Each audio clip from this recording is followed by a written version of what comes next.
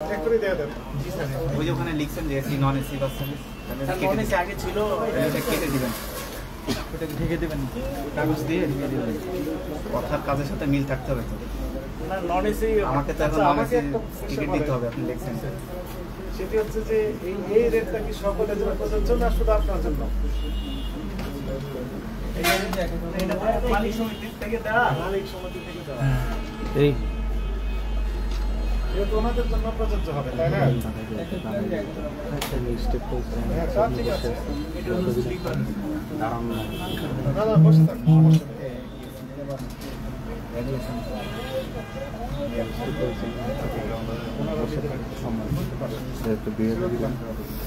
এই যে গেম বল ভাই এটা আবার আমার সামনে দিয়ে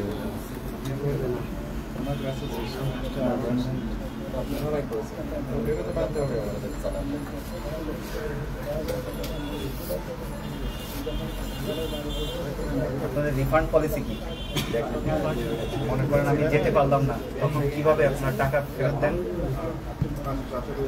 স্যার ওটা যদি আপনার যাত্রী না কোনো প্রবলেম হয়, ওনারা এসে রিকোয়েস্ট করে যে ভাই আমি যেতে পারতেছি না, কাইন্ডলি একটু দেখেন, তখন আমরা আমাদের সর্বোচ্চ চেষ্টা করি যে এগুলো আপনার ওই কন্ডিশনে লিখে দিবেন টিকিটে, কীভাবে দিবেন, কত পার্সেন্ট ব্যাক দিবেন।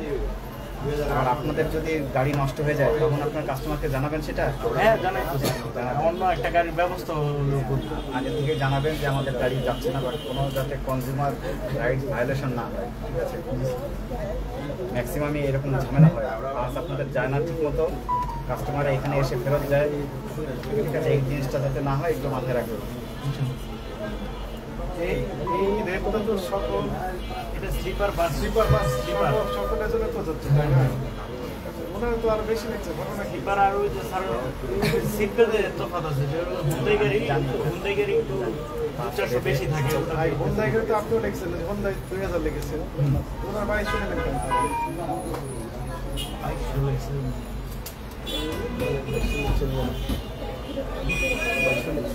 ঠিক আছে, এই বিষয়টা আমরা এখন দেখবো, এটা দেখবো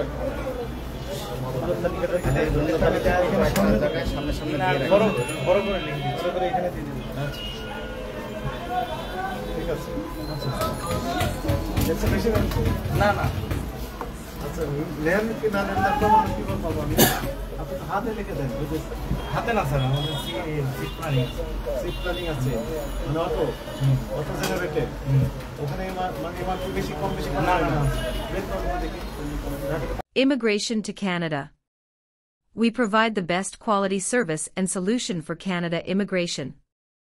Please visit our website and contact for details.